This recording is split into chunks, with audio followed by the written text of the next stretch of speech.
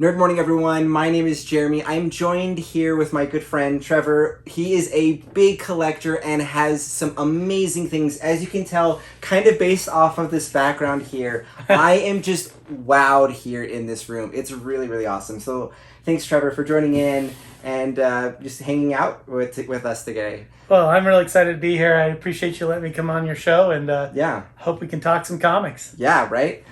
So Trevor just got a big shipment in for some CGC graded comics. And so, like, first off, like, why would someone grade? What is grading? And, like, what would a collector choose to make that choice? Okay, so, well, I'm a collector on many fronts. I'm not only a collector of comics, but I also like to display them. Right? Super fun to do. Right. So I'm a big of just the history of Marvel and DC and others, but I'm also a reader. I also like to have cool art on my walls. Yeah. So CGC helps me display this art and keep its value. And a lot of people might poo-poo the idea of CGC and things because you can't read it. Yeah. But that's what I think why some of the trade paperbacks are for, as you can see that I have it. Right? Yeah, totally. So, yeah. I think that's a really cool thing that you can do with the grading is, one, you seal it away. It's going to be preserved. Also, it makes amazing displays. And sometimes you collect a book because you're like, this is so fun, and it's a piece of art. And that's different than opening up a book and reading it. I primarily buy books to read. Mm-hmm. But I do have some books that I just like love to just display, and sometimes that means I'm buying 2 copies, one to read or one to share, or going after the trades, because trades are a really great way to go through and read. So there's some of those different dynamics there, and the CGC solves a lot of problems. Also, it's good for like people who are trying to resell, or if you have like a piece of history, you're able to preserve that. You're correct, yeah. Like all those things are going inside of a CGC type of a collection. Yeah, I'm never going to fault anybody for not doing CGC. I personally like to do it just for the same reasons you just stated. Yeah. And we're going to go through some of this collection. There's going to be some great art pieces. Mm-hmm. There are going to be some preservations. We're going to show you a few that I missed the mark on the grade. Okay. Which are, things that we should maybe catch when we're grading. Some of it's just because I want it. Yeah. Right. Because it's fun. Yeah. Right? I'm a 90s kid, 80s kid, so that's my age. So we're going to see a lot of older stuff, a lot of things that you guys might enjoy. Mm-hmm. Some of you will be scratching your head about, but anyway, I'm ready to get started when you are. Yeah, let's do it. Let's jump right in. Alrighty. So one of the first ones that we got here is a Delato Web of Venom Empire's End. Ooh, that is lovely. That's super cool. So I found this on a trade site. There's things called trade comics, and what they are basically certain covers are only able to be purchased through certain sites. Where they make an agreement with the artist, and the printing is special for that space, that place. Exactly. So I found this little guy on one of those sites. It might even say here, Scorpion Comics. Shout out to those guys.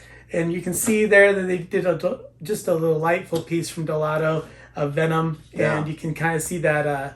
If you zoom up on it or anything like that, you can see like almost a canvassing that he did on that particular piece. Yeah, that is so cool. Yeah, and that's one that's going to go on my wall. There's really nothing about this Empire's End other than the cool art. Yeah. So I hunted it down, I found it, picked it up, and I was like, I need this on my wall. Boom, CGC. So that's super cool. So that's one like we talked about, just straight art. It's an art piece. Yeah. Well, in the same vein, here's a Wolverine #8 from Michael Crane. He's one of my favorite artists. Met him once over at the Black Cat. Does fantastic art, really dynamic. He's done a cover swipe of this very same Incredible Hulk over there, if you can see it. So you can see that this is called the night. It's called a Nightlight, or anyway, it's a nice little piece that Michael Crane had done. I like the colors. Yeah, the homage of previous pieces is something that like people get really excited about inside of collectors and artists. Like there's so many of the Spider-Man 300s Yeah. that are like the homage to, and there's just tons of those. And they make really cool things, and to see like how they twist the piece and make it their own. One of the things I absolutely love with this one is like the colors, like you said. It's just a really, really cool piece. Yeah, and then what he did is, as you see, this is just the Wolverine. I think in here is going to be another one in the same vein, and I'm going to set this right here for that same reason to possibly show you. No, maybe not. Well, we'll get to another one, and maybe we'll get to the next one here. And this is a Venom number 9, and you may be a little bit taken by the cover because it's not the normal number 9 that you usually see with the dog. This is the Noir cover that was variant. You'll see it as a 9.4. I missed the mark on that because there's a little bit of a mar right there on that. There's no ticks on it. I like to press out my comics. Oh, yeah. But which is so tiny. Yeah. So tiny. But when you're grading, particularly in like the 9 to 10 range, which like 10 doesn't really exist, but yeah, between that like 9 and 9.8, like any little like infraction makes a huge difference on that grade. And especially with modern comics, they get a little bit less stringent on older stuff. But on these modern comics, they know how people are packing these things, and you can see, and if you can probably see here, there's a little tick right here and a little mar right there. Yeah, that goes from a 9.8 to a 9.4, just like that. Right, there's 2 places. The beautiful thing about this particular comic here is it's the first appearance of Dylan Brock as Venom. So you'll see the dog cover, but this is the rarer of the 2 variants. Thought I'd get this done, and I really think it's a sharp little piece. Yeah, and first appearances are always things that people are excited about. Exactly. And that there's like with the Venom series, like a ton of firsts that they did. Yeah. Which was cool. Which we're doing on the next one, right? So this is the number 3. This is the scan variant. Okay. Once again, a cool cover. This is the first appearance of Null. This is another cover that they did. This is the first with Venom with his wings. I have all of the Null graded. Yeah. All basically except for some of the trade variants. This is one of the last ones I needed to get done. So yeah, goes on the wall. The first like half of that series just exploded in popularity because there's so many things that are happening in it. This is one that like for Venom fans like was like a miracle series. Yeah. Yep. And which is super cool. And Donny Cates really knocked it out of the park. Yeah. Some people might poo-poo him at this point, but I really still think he really takes his time with the lore that he has and really reaches deep to try to pull some things out. Yeah. So. He did that with Thor as well recently. Like he just goes, hey, this is something we haven't explored with for a while. Yep. Let's play with this. And, introducing new characters, all that kind of stuff, and blending in a new interesting story. And I don't know, I'm a fan. I think that he does good work. Yeah, I do too. So another wall piece. Yeah. It's a 9.6. And you'll see here that I put when I took it to CGC, sometimes you can get your own little labels. And so this one has Null on the cover of that label. I did that because I'm going to keep it. If you're going to flip comics, usually this isn't something that anybody really cares about. So, it's an added expense as well, right? $5. They're going to charge you $5 for this little experience. And, I just did it because it's something I'm going to keep.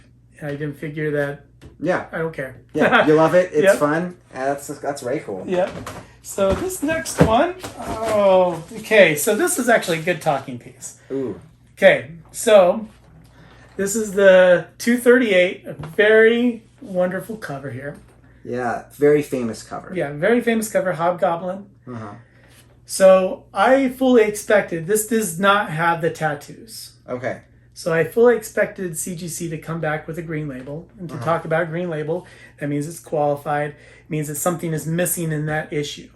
So it could be anything from a page. It could be a little clip from like a coupon. In this scenario, it was missing tattoos. Yeah. This is a different variant than you see here. It's a Canadian price, 75 cents. Newsstand here. Newsstand starting to get big. Something that people look for. Rather than like having the Spider-Man mark, which was the different distribution style. Exactly. You can see here that this is something I was going to keep because I put the fantastic little label up top here. You can see the grade that I actually was shocked. Yeah. If you can see this comic, you can tell me this doesn't look like a 2.0. No. I think your audience may look at this and think it's not a 2.0 either. There's No. very little to do with markings, spine ticks, and anything else like that. Yeah, I see like one thing right there. Yeah. Other than that, like the corners look really good for a comic this age, and I don't like. I'm not seeing anything that's crazy discoloring or like any big marks or anything. Yeah. So yeah, I would have expected this to be at least a 6, if not higher, and probably higher. So I was banking on this one to be roughly an 8. Yeah. With its style, with how it is. But I was expecting a green label, a qualified. They sent it to me at a 2.0, as you can see here, blue label, which really perplexed me. I had sent another Hobgoblin in without tattoos, and it came back as a green label. Yeah. So I don't know if it's the way they're changing things or not, but if any of your fans have an answer to that, please let you know. Yeah. Well, also, I guess one of the things that is, I think, to be noted inside of grading and sending things in is ultimately you are paying for an individual's opinion, and you know these people get training. And there's certain standards that they're trying to base those things off of, but ultimately it is a human who's making that grade. Right. And so they're going to be making a judgment call, and depending on if you've got, you know, individual A or individual B, the grade could be a little bit different. And usually that might be a matter of like a 0.2. Right. But depending on, like with this example, they saw something, they go, oh, maybe this doesn't have the tattoos or whatever, like this is graded down lower. Yeah, so like once again, something that I'd like to find out a little bit more about it. Tattoos is missing, and that's about it. Yeah. And a really great specimen to go on the wall nonetheless, even at a 2. I really do like how this label looks with the tear, same as the cover here. Yeah. So one way or the other, maybe I'll send it back in with the tattoos and Frankenstein the thing. And to give you an example of what Frankenstein is, really frowned upon. But it's taking a piece that one comic has and marrying it with another comic and then sending it back into CGC. With this particular specimen, I just don't know. It looks really good. And missing just the tattoo for a 2.0 tells me that I've got a little bit of work to do. Yeah. And a little research to do on this one. Yeah, ways that people can attempt to try to improve the grade of their comic could be pressing the comic. And that's a technique I know that you do. Yes. I think it's like ultimately helping to preserve the quality and kind of do restoration work. Some restoration work is damaging to a book, getting trimmed. They'll measure and they go, oh, that edge is a little thinner than it's supposed to be, thus it's been cut because there was scuffs or whatever, things like that. And those all are going to affect the grade and affect the quality of the book. You brought up a great thing. I'm going to grab one of them that we weren't going to get to right now, but you brought up... Jumped ahead a little bit. Jumped ahead. This one I actually graded for a friend. I didn't notice this, and this is why you want to vet your comics a little bit. This is a 7.0 first Star Wars. Which is awesome. It's a 30-cent variant, so nothing special. It's not the 35 cents, so we're not sitting on a gold mine here. You can see it's a purple label, and things that you talked about. Trimming, color touch, marrying pages, using certain adhesives to get a comic going. That's what gets you a purple label. Yeah. This one here, my friend and I didn't notice, but apparently there's some color touch on this. Very minor, and very subtle, but enough to get this purple label. Anything that you add onto a comic like this, they're going to nab you for, and they're going to give you this purple label. They'll put under a UV light, and they'll look at it to see if there's any added things that aren't supposed to be on there. Yeah. So something to be aware of when you're taking something in is like making sure that the comic is original, and if it isn't, be wary and ready for that purple label. Yeah, and like this, it still's got a 7. It's there might be some reason why you would choose to do some of those type of manipulation things. Like I would generally think like I wouldn't want to be doing that or advocate for that for most cases. But there's always going to be an exception, right? And there's going to be cause for doing something like that. Well, sometimes, I'm sorry. Yeah, and that's just an example and what they do when they have that. And sometimes a restored is the only way you're going to afford a comic. Yeah. Keeping in mind, some of these rare grails nowadays are so hammered and so beat up that sometimes the only way you're going to find it in your price range is a restored copy. And there's not really nothing wrong with it. If you enjoy the comic, I always tell everybody anytime I talk to people with comics, if you enjoy the comic, restored, in a case, raw, whatever it is, buy it. Yeah. Like, enjoy it. Yeah, I mean, ultimately, like, you're collecting these because you're having fun with it. Like, you could be, like, if you're going in and just, like, straight up, I'm investing. Like, that's fair. And there's no condemnation there at all. But you can be investing in a lot of different ways than comics. Yeah. And probably some that are more effective. Right. And so, like, ultimately, you're collecting because you like comics. Yep. Like, there might be things of, like, I mean, like, I love it when I see a comic and I'm like, oh, the thing just jumped up like $50 or $100 in value. That's so much fun. But ultimately, I didn't buy that comic because I was going to become suddenly rich off of that. Like, I don't know. Like I think investing in comics is legit and totally valid. But ultimately, you're doing it through comics because you love comics. Right. No, you're exactly right. I love seeing the same thing. I love seeing that I beat a speculation. Yeah. Because I just inherently love it. Marvel Premiere is one of those series that I've been trying to collect from the 70s. And knowing that I got a bunch of those before they shot up in price because the Marvel Premiere is so sought after nowadays. Yeah. Is kind of neat to see the prices increase. But at the same time, like, oh crap, I got to get the rest of them before it's too late. So, so really buy comics for what you really want and what you really enjoy. Really be aware of, those color touch and those marks up when you're going through it. And we're going to actually get into something you talked about right away. And I actually got, so one of the things that I did was I got a couple of first appearance of Taskmaster, as you see here. It's not a very good grade, but is what the grade I actually had. Yeah. So I wasn't too shocked by the grade. I wasn't out trying to find a 9.8 or anything like that. But I also had of the same series, because I said admitted two, right? Yeah. One to pay off for the other when it comes down to, that's smart. Let your hobby pay for itself if you can, right? Totally. Which is like a skill I'm working to perfect still. Right. So I had two of these. As you can see, they're not very high grade.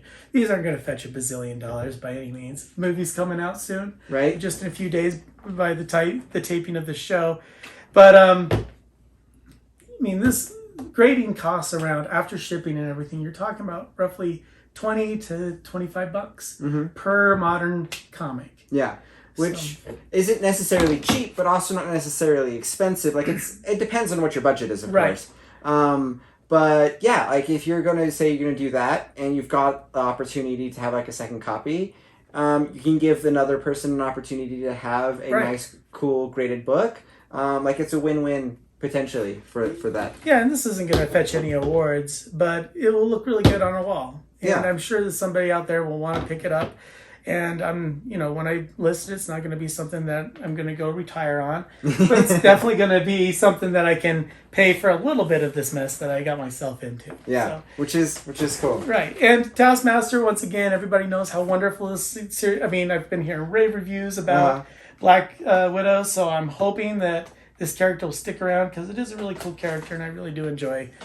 Yeah, and I'm like, when I think of Taskmaster, I'm thinking like obviously, like Spider-Man, he's appeared in that so much. The video games, the PlayStation one, he was a key character in, and getting inside of like a big cinematic experience. That's going to be really cool. Right. And obviously, when you have a comic and it has a person who is now suddenly not just in like the nerd culture scope of things, but has hit like pop culture, the value of those books. Moon Knight.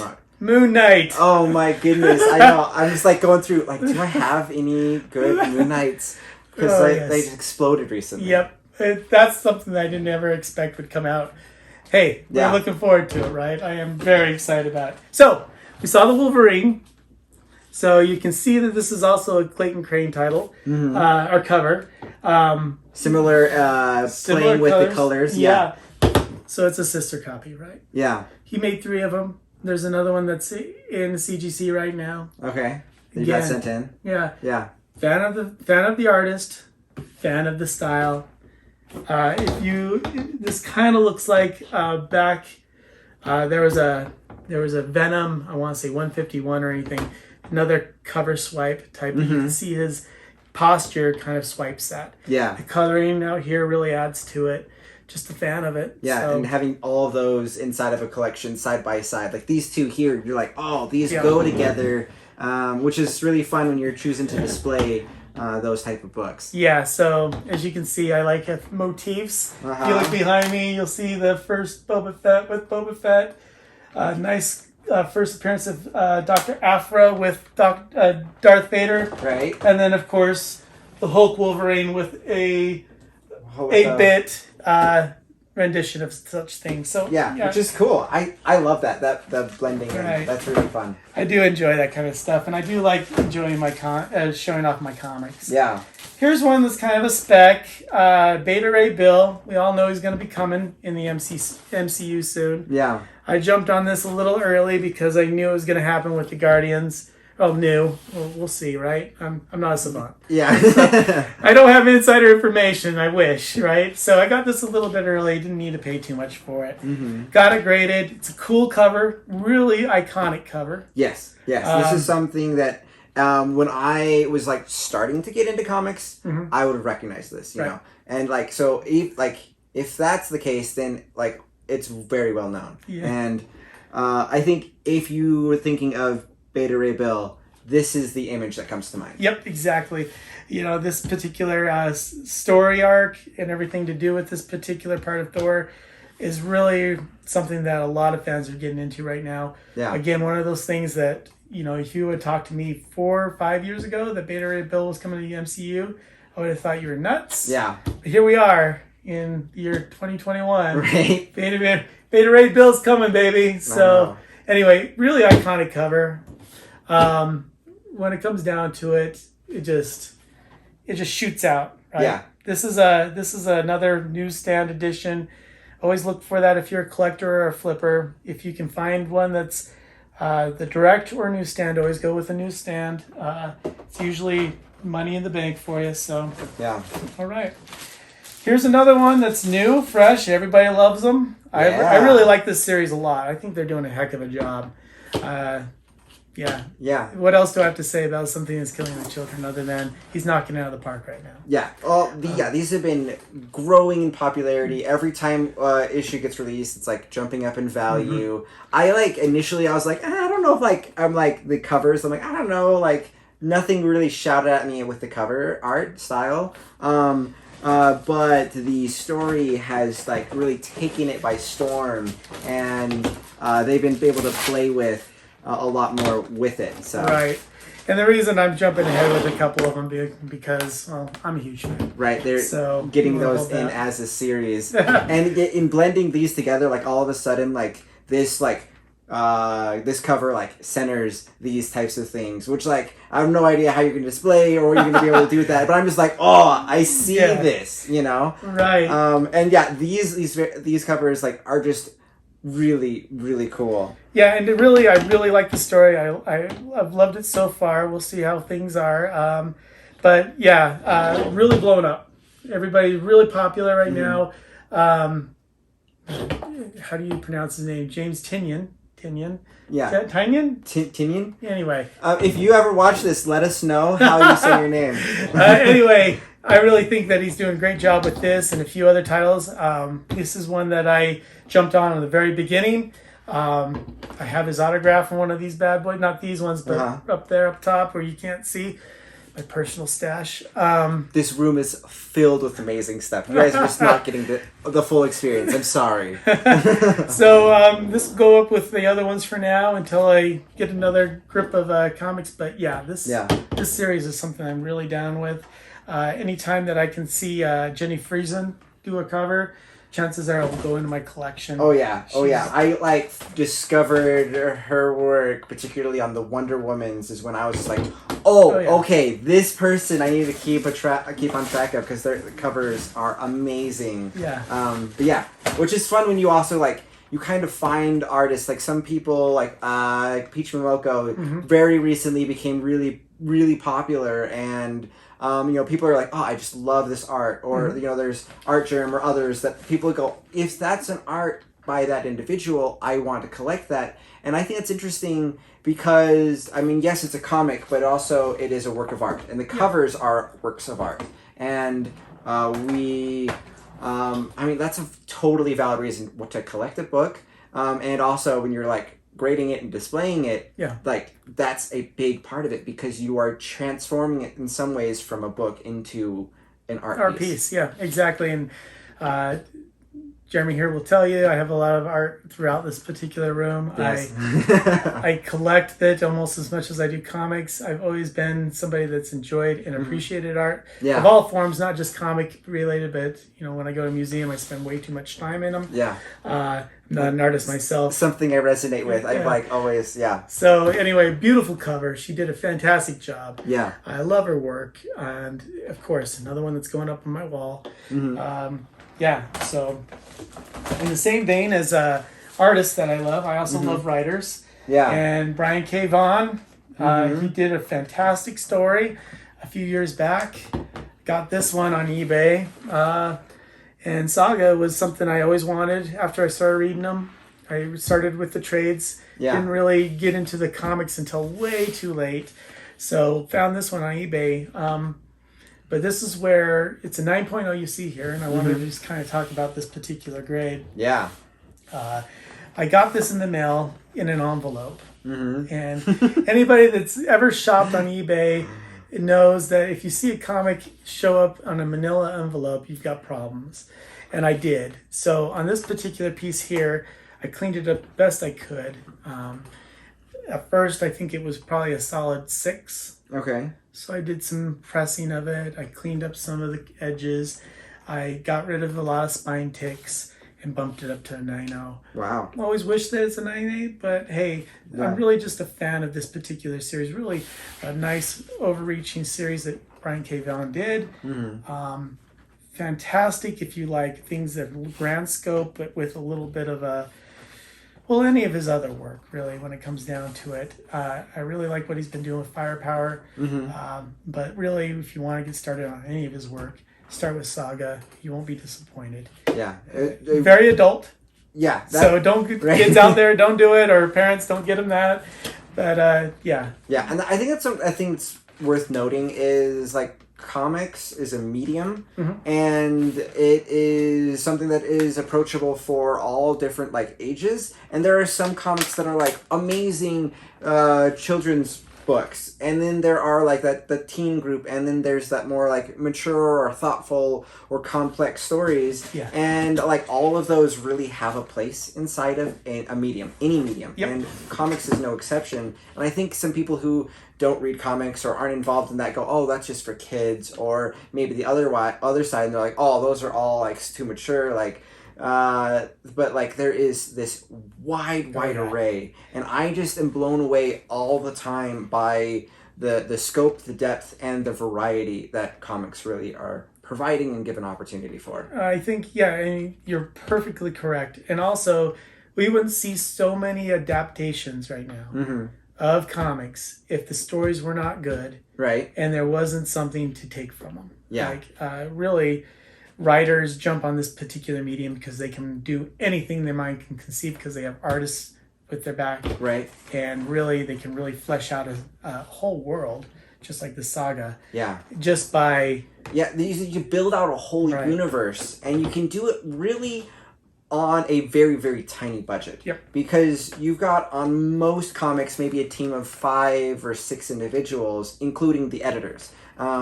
Like that's a tiny group, and you can like come up with anything. Like a good comparison is the Civil War movie and the Civil War comic.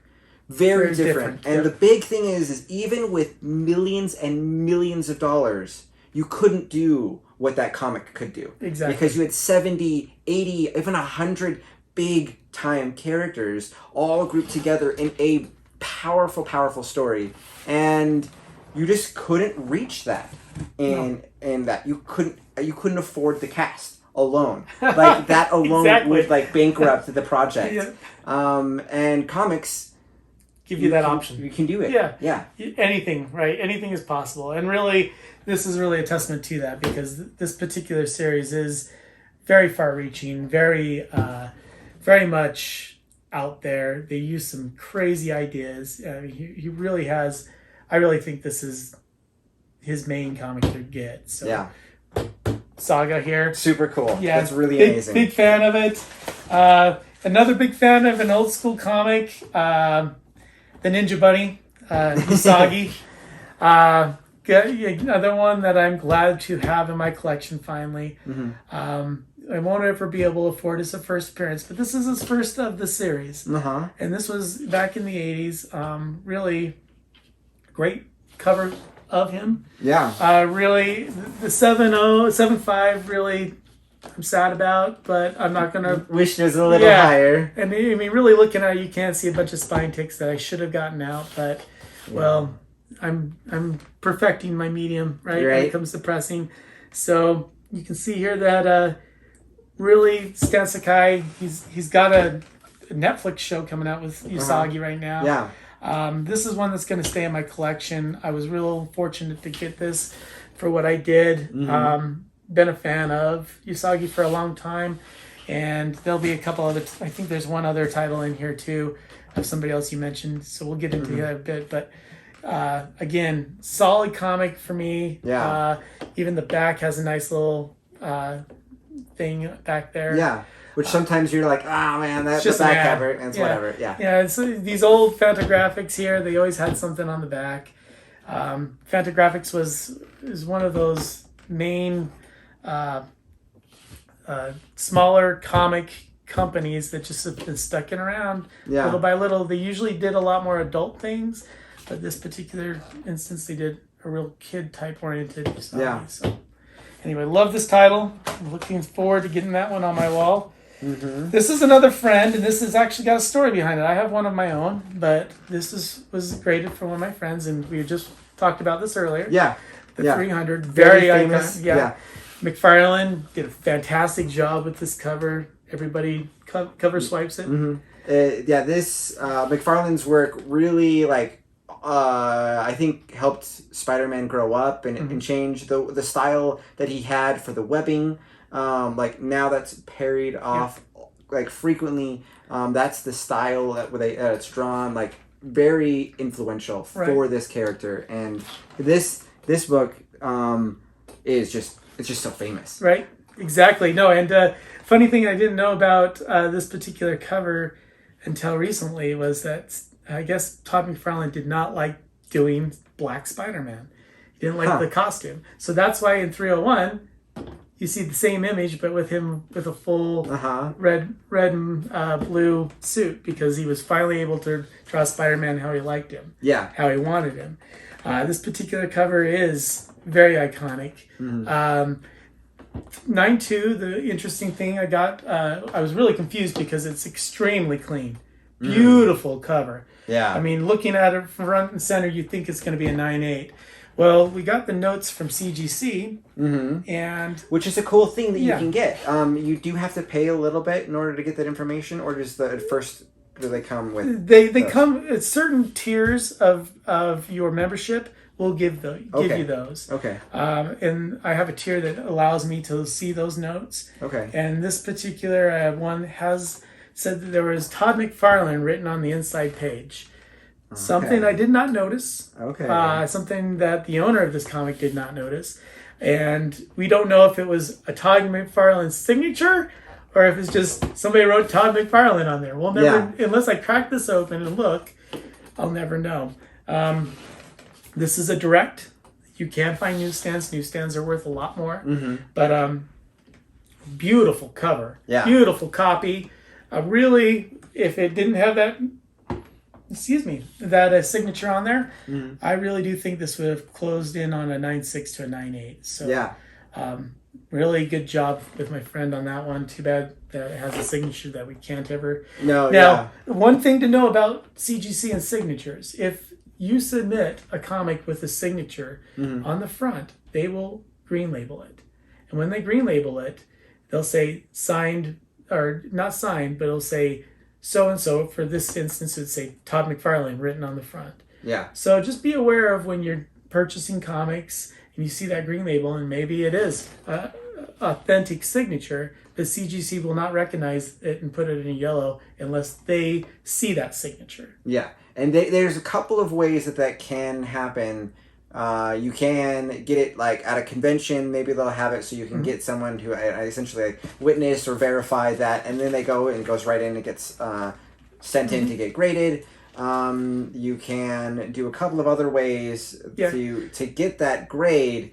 They have a yellow label. They do a signature series, not to sit there and toot the horn of CGC themselves, but they do have a lot of artists, a lot of writers going in there for signatures. Yeah. They'll charge you a fee, yeah, and you can get some of that stuff signed directly from CGC. Yeah. So, otherwise, yeah, it has that green label. And, you know, like for me, if they recognize that signature or not, I don't know. Maybe sometimes that totally matters. Sometimes that wouldn't matter, you know. And if it's a green label, and I know it's my collection, you know, that I went and was at a convention or something that CGC wasn't at or whatever, and I got that signature and I have that good memory, and then I get it graded and that's I'm happy, you know. Yep. Sometimes that's not the case. I would want to have that, you know, verified, and it's just, you know. That's a valid choice, though, to have a green label. So, on that same note, I've actually got a friend that's submitting 4 of my comics, Sandman, Neil Gaiman.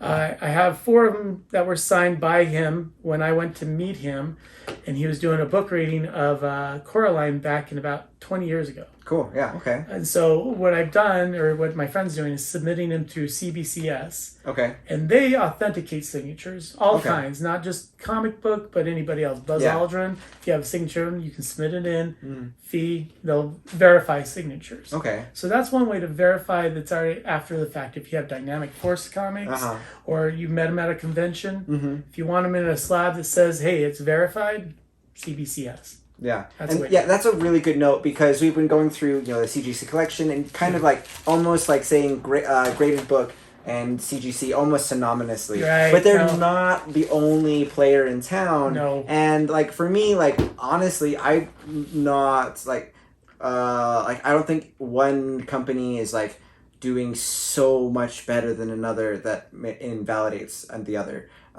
Like that one's a good example of here's something that they do that CGC doesn't do. CGC is a little bit more popular for comics, specifically, but the others are valid, and like that good example of why you maybe want to be going with another company. Never, hit your saddle on one thing. If a company is doing well for you, great. If you're reselling comics and that's strictly what you're doing for your speculation, CGC is going to give you a little bit more, maybe like a 5 to 10% boost, depending on. And again, with that popularity that it has in the market. It's got a panache, if you will, to it. Yeah. So if that's what you want to do, great. I just personally, they were the easiest for me to set up an account with, and I just kind of went with it. Yeah. And here I am. So anyway. Cool. Next one, USAGI once again. Just absolutely. Oh, I love this cover so very much.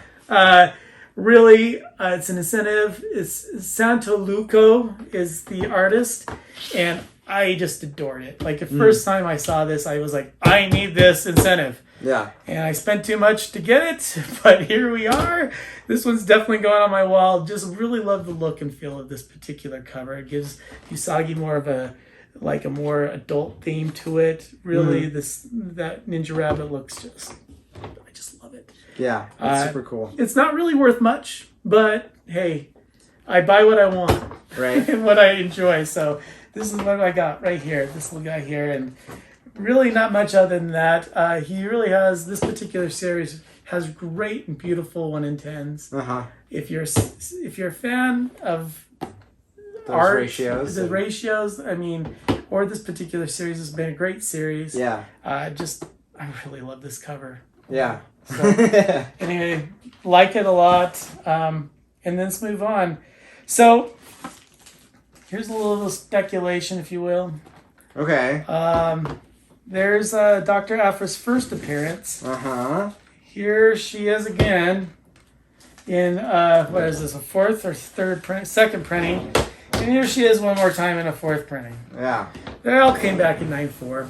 Yeah. I already have one back there, the variant 9.6. I have this already graded at I think a 9.6. Okay. So really paying for my hobby. These two going in my collection.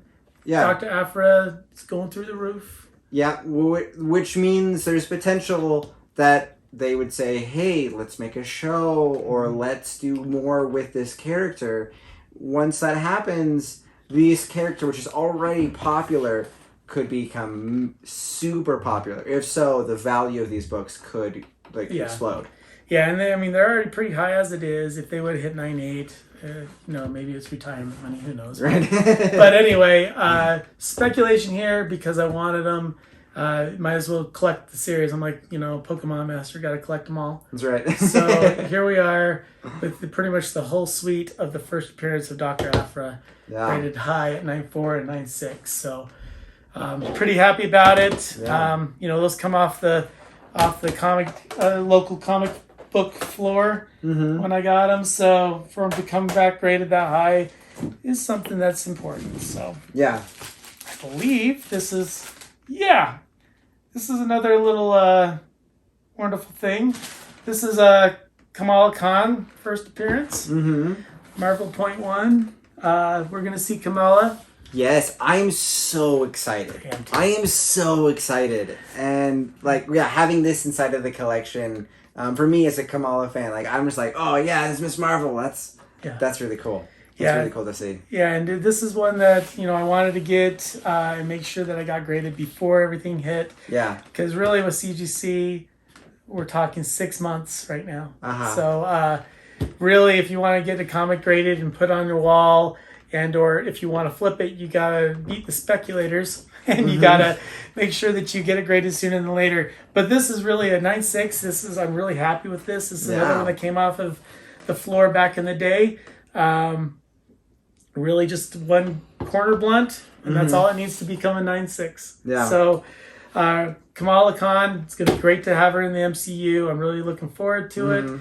Also looking forward to America Chavez, which I have her first appearance back there with Vengeance. Yeah. So really to see a diversity of individuals and superheroes in the MCU is something I'm looking forward to, not only because of what it brings to the MCU, but also the additional individuals that we'll be able to recognize and be able to be a part of the MCU. Yeah. Right. So, I'm always just more the merrier. I'm just I want all the different characters. I'm so excited for that. With the Loki series, I'm all these different type of Loki characters. And I'm like, there's been a lot of different stuff there. That's been fun to go and going, oh, there's all this stuff, and then there's kind of something that an individual might really resonate with this. And that's how these characters are, is if we can give that opportunity to let people see, there might be someone who doesn't know anything about Kamala Khan, and then all of a sudden it's that's my hero. That's my hero. And that's something I think is really, really cool. Hey, we always get them. Back when I was young, my biggest thing, and still to this day, is X-Men. Yeah. I am a huge X-Men fan. That's what brought me into this particular world. That and Teenage Mutant Ninja Turtles, but really it was X-Men. Yeah. And my reasons are my own. But that's what pushed me through adulthood when it comes to comic collecting. Yeah. I'm down to 3 of them. Yeah. And that's all I need. That's cool. That's super cool. But so I'm glad that there's more variety of individuals and superheroes out there. Yeah. Talking about variety, Teenage Mutant Ninja Turtles, very different type of flavor to the superhero genre. Yeah, and the cartoon version, right? The Adventures, right? Yeah. So the Adventures, I just wanted it. Really, there's really no value in the Adventures, especially at 9.0. This is just one that, back in the day, a regret of my youth is I actually had the Eastman Laird 1 through 8. And I don't remember what printing one was, but I know it was either 1, 2, or 3. And I sold them all for X-Men comics. Speaking of X-Men comics, see how I segued that whole thing? Oh, I see the connection. Yes, see the connection. So sold them all for X-Men comics back when I was like 10, right? Yeah. And now I'm starting to try to collect some of my Teenage Mutant Ninja Turtles. This obviously isn't Eastman and Laird, but this is the Adventures. So small, but sure, I'll get some of them back. But here's one that I just resonates with my childhood. Yeah. Being a kid from that era,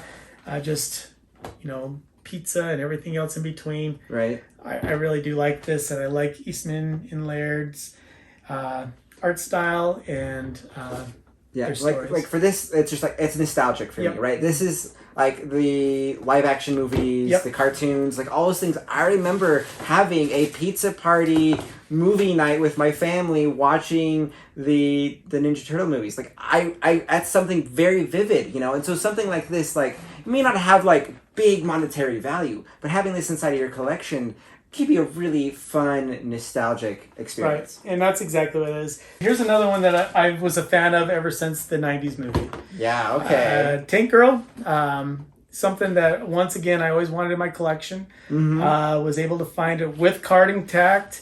It's only an 8.0, but I'll take what I can get when it comes to Tank Girl. Yeah. Not her first appearance, but a very iconic appearance nonetheless, with the bombs for the bra and everything else.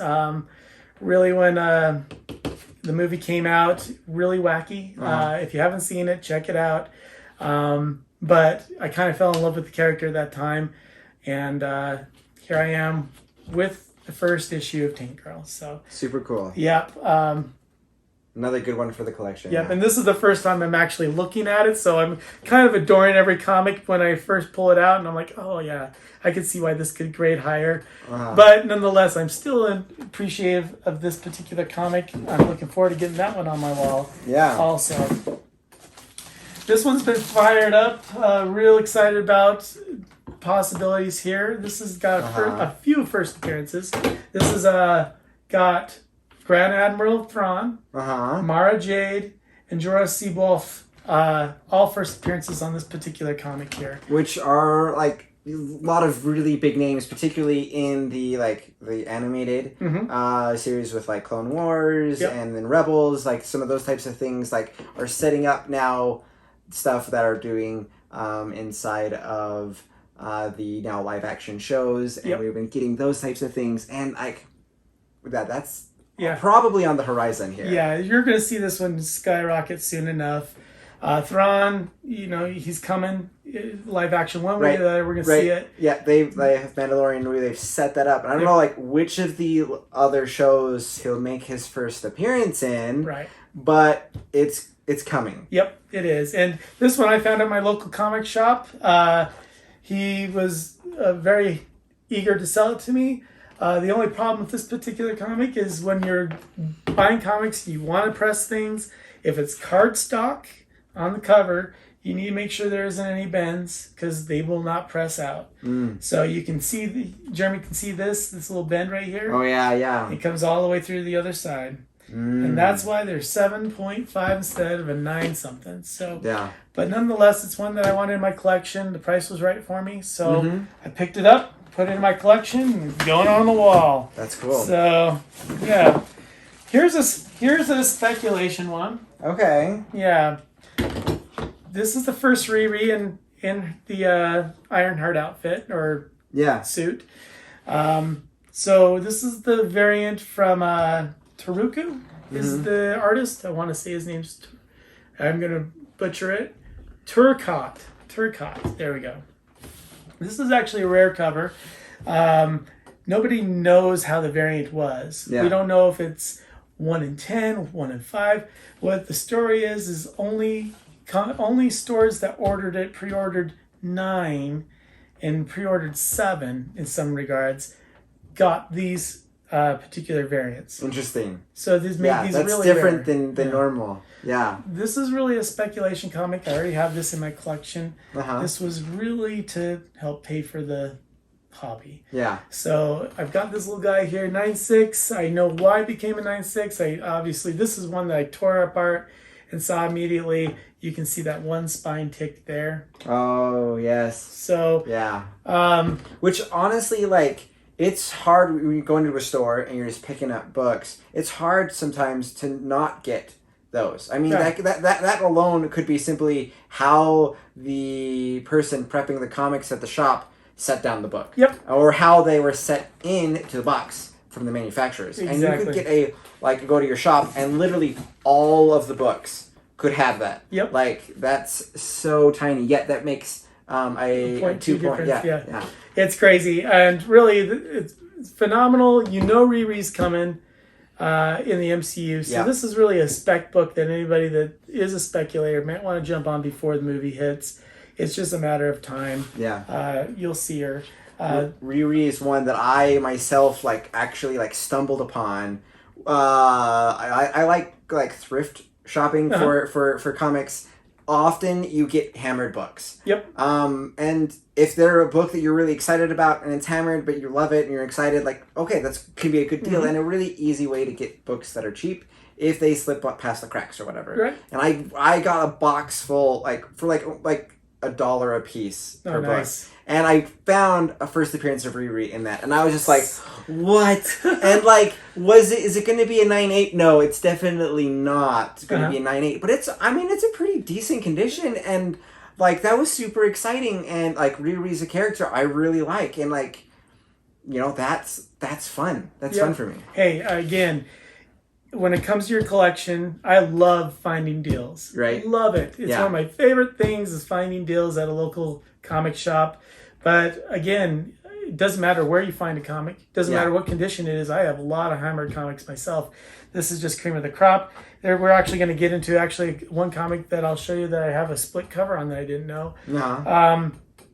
But when it comes down to it, if you appreciate the comic in your collection, keep it in your collection. Yeah.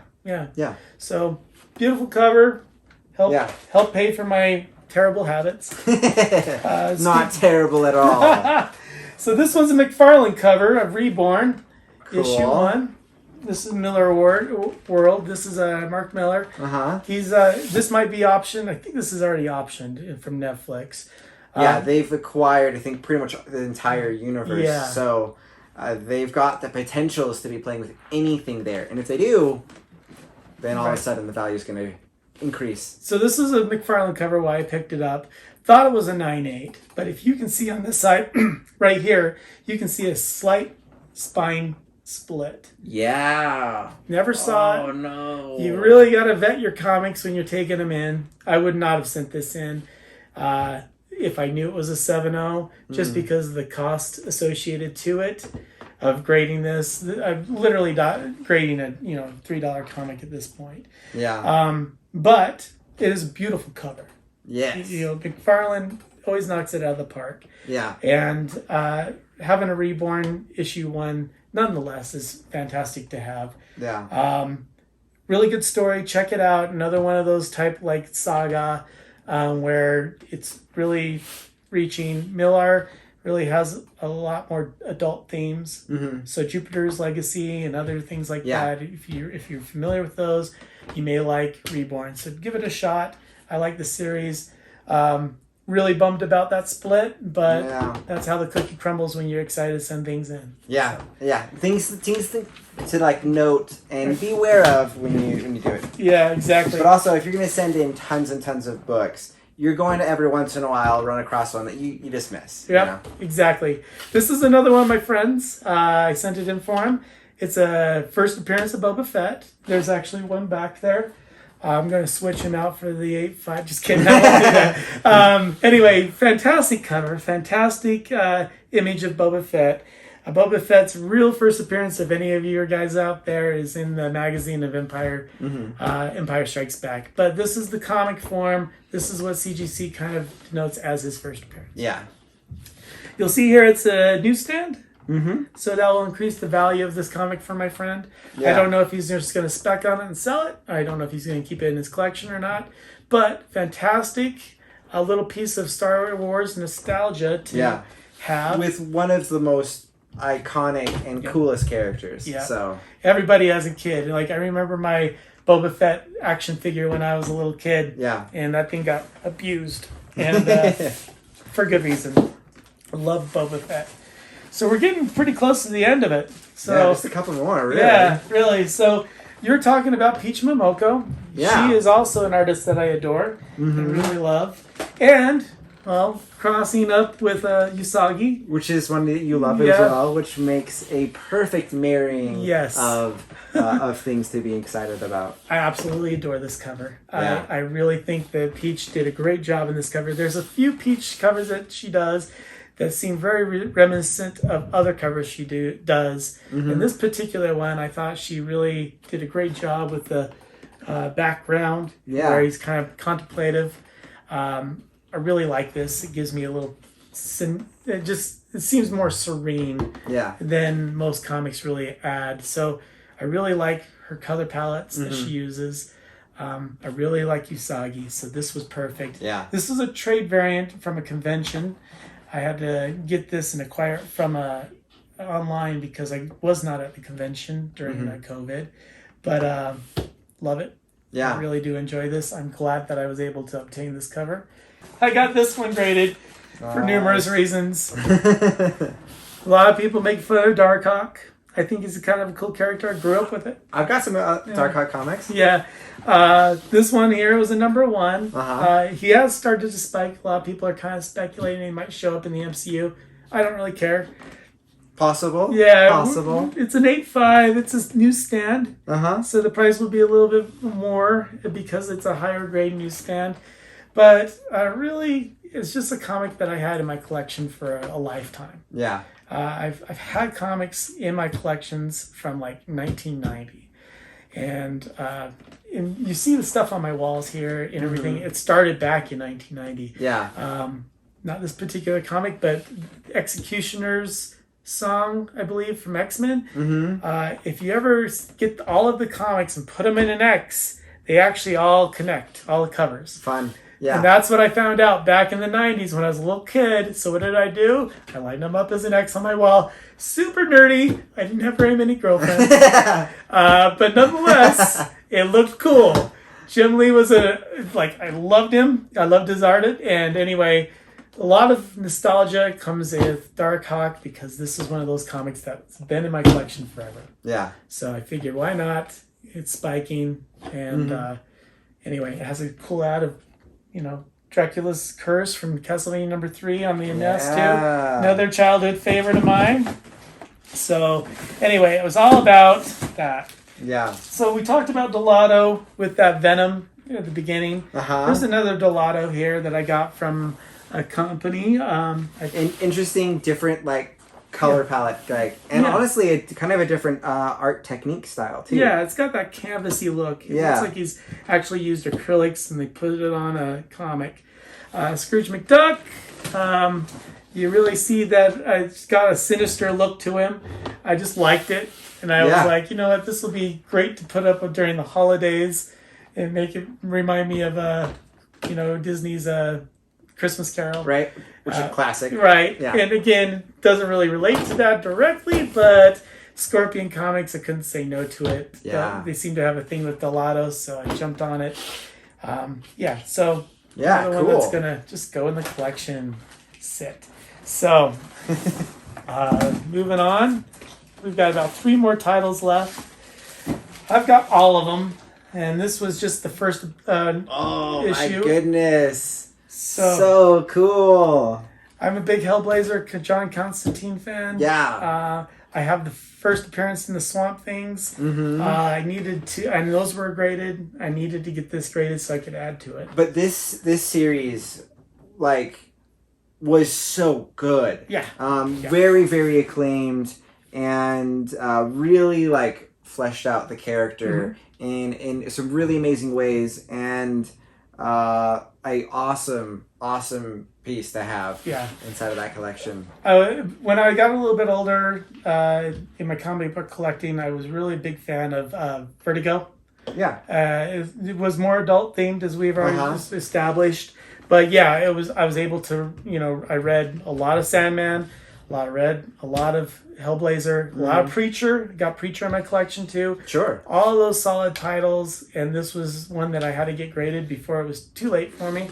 Yeah. So boom, it's beautiful. I don't know why it became a 9.8, but CGC, you cheated me again on this one. So no, we can see right here. There's some rubbing right there. Yeah. So really, when it comes down to it, if you're vetting your comics, look at every little thing before you send them in if you want those 9.8s. Every once in a while, I like walk home from like the comic shop and I'm pull out my comic and I'm going, oh no, there's some rubbing off on that, and I'm like, I didn't see that, Hey, I'm right there with you. It happens. Yep. So this one's just the first appearance of a lot of the Rogue Squadron here. Okay. A lot of characters in the Star Wars universe right here. This one actually I got for $1 at a local comic book store. Win. And I was like, you know what? This is pretty classic. There's a lot of, a lot of characters in this that begin. It's only worth like $20-$40, but hey, at 9.4, this thing's going to go in my collection, just sit. Right. Yeah. Because Star Wars is cool. Yeah, it is. So that's my collection from the CGC. Wow. Yeah. Honestly, I am blown away. There's so many cool things here. Hopefully that was interesting for you guys. If you guys have questions or thoughts, definitely put the comments in below. I'll review and respond to all of those. Trevor, thank you so much for sharing so much of your collection with us today. Really cool. Again, I hope that your fans enjoyed looking at through some of my collection. Uh-huh. I hope we can do it again sometime. I got a lot of Silver Age coming through. Yeah. And that would be really nice to talk about. Yeah. Again, thanks for letting me show and share my collection with you. Yeah. So guys, if you want more of Trevor here on the show, let us know. Give us those thumbs up on the video. That helps the channel out a lot. And it helps us to know that you guys are enjoying this type of stuff. So thank you guys so much for watching, and we'll catch you guys all next time. Thanks. See ya.